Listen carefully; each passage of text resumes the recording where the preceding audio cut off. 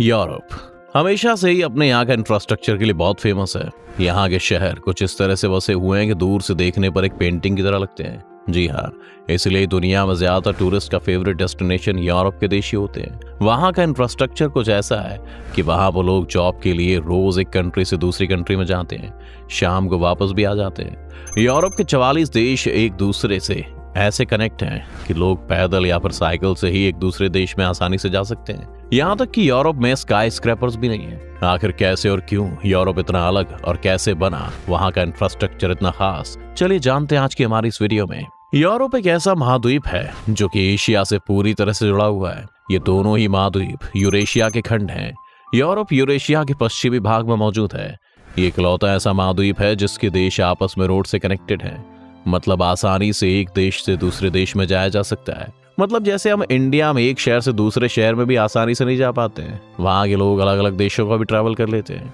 Europe हमेशा से अपनी एक्स्ट्राऑर्डिनरी प्लानिंग और ऑर्गेनाइजेशन के लिए प्रसिद्ध है, जिसे बनाने में काफी सदियां यूरोप को लगी हैं। ये कॉन्टिनेंट कुछ इस तरह से बसा हुआ है कि यहाँ के देश और शहर दुनिया की सबसे वेल डेवलप्ड सिटी में आते हैं। यूरोप दुनिया की कुछ most advance cities, excellent transportation networks और अर्बन एनवायरनमेंट्स के लिए जाना जाता है। आज तक ऐसा स्ट्रक्चर बड़े बड़े देश भी विकसित नहीं कर पाए। यूरोप का ट्रांसपोर्ट स्ट्रक्चर इतना ज्यादा अच्छा है कि कई लोग तो एक कंट्री से दूसरी कंट्री में शाम तक जॉब करके भी वापस आ जाते हैं। मतलब आप सोचिए कि आप नेपाल या श्रीलंका में नौकरी करके शाम तक वापस आ जाएं, है ना जी। पर ये सच है कि वहां पर ऐसी सिचुएशन हर रोज होती हैं। अब दोस्तों लग्जमबर्ग को ही देख लीजिए। यहाँ के लगभग 46% लोग, यानी कि 2 लाख लोग डेली एक देश से दूसरे देश में जॉब करने के लिए जाते हैं। लेकिन दोस्तों सोचने वाली बात यह है कि यूरोप के जो शहर बसे हुए हैं वो कई बार पहले तबाह हो चुके हैं। जी हाँ, सेकेंड वर्ल्ड वॉर का ही एग्जाम्पल ले लें।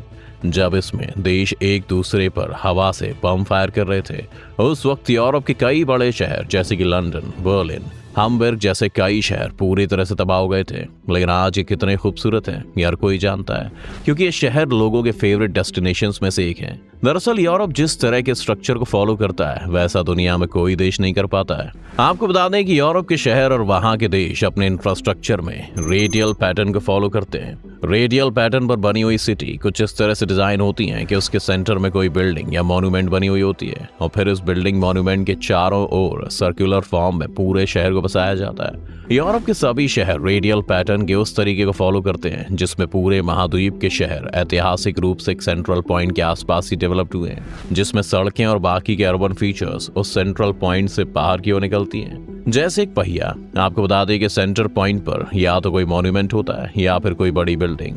ये पैटर्न यूरोप के पेरिस या लंदन से लेकर मॉस्को और इस्तांबुल, बर्लिन जैसे हर तरह के शहर में देखने को मिलते हैं। आपको बता दें कि pattern ancient Roman urban planning का एक हिस्सा है जिसको सदियों पहले इस्तेमाल किया जाता था।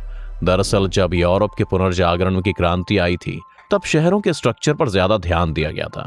यह स्ट्रक्चर 14वीं से 17वीं शताब्दी में बसाया गया था, जिसके अंदर ज्यादातर पब्लिक बिल्डिंग्स को और बाकी की बिल्डिंग्स को एक सेंटर पॉइंट के आसपास गोलाई में बनाया जाता था।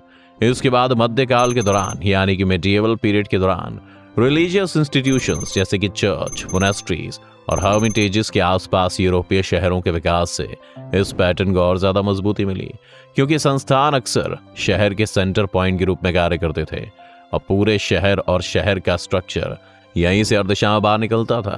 पुनर्जागरण की क्रांति के दौरान ही कई अर्बन प्लानर्स ने वहां पर कई पब्लिक प्लेसेस और मॉन्यूमेंट्स बनाने की मांग की।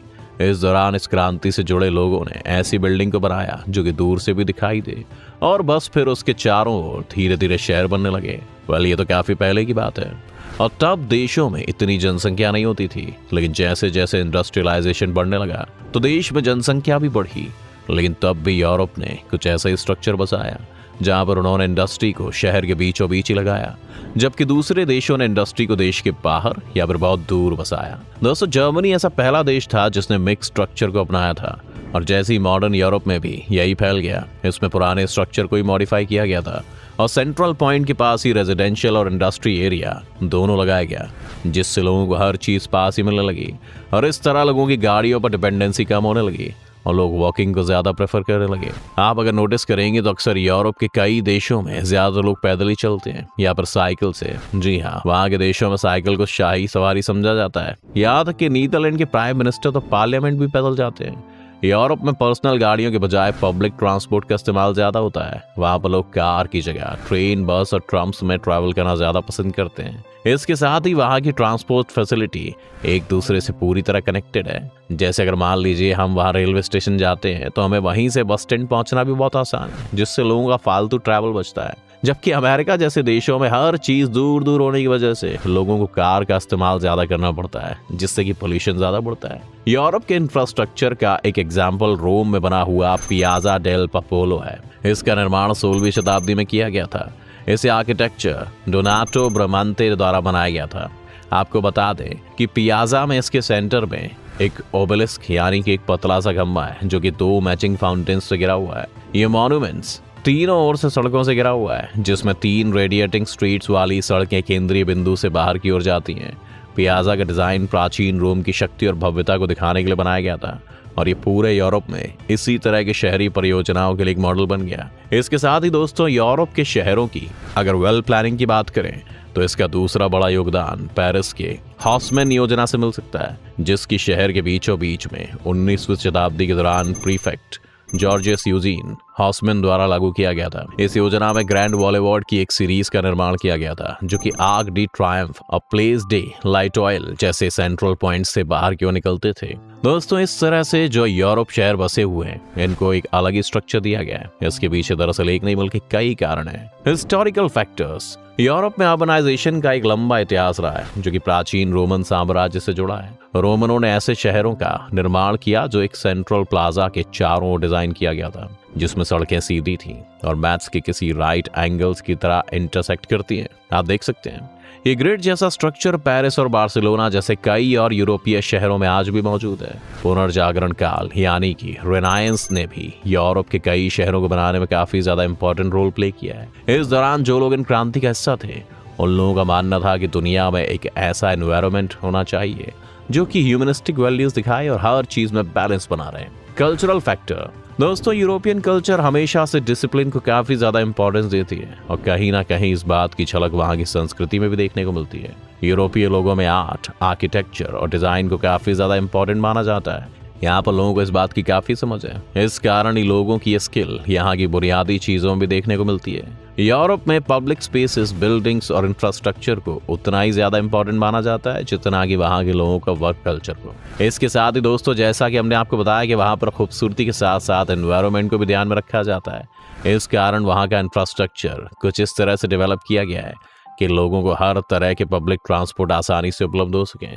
Economic factor. यूरोप के शहरों का इतने अच्छे तरीके से बने होने का और वहाँ का इंफ्रास्ट्रक्चर इतना ज्यादा अच्छा होने का एक कारण यहाँ के इकोनॉमिक फैक्टर्स भी हैं। यूरोप हमेशा से ही काफी अमीर रहा है, और इस कारण वहाँ का काफी पैसा वहाँ के शहरों और वहाँ की कंट्रीज को डेवलप करने में भी जाता है।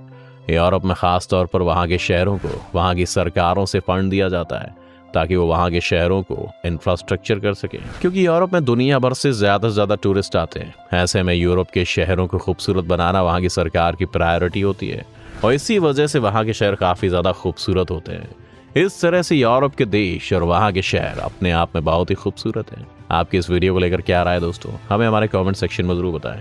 अगर आपको वीडियो पसंद आए तो इसे लाइक और शेयर जरूर करें। साथ ही अगर आप हमारे चैनल पर नए हैं तो इसे सब्सक्राइब करना, बेल आइकन दबाना बिल्कुल ना भूलें।